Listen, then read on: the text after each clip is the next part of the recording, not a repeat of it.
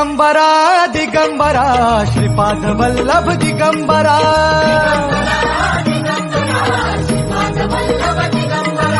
प्रथम अवतार दत्त गुरूंचा जन्माला पिठापुरा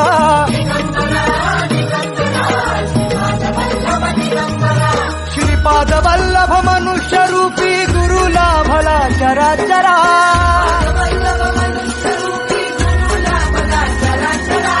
गुरु कारण गुरु तारण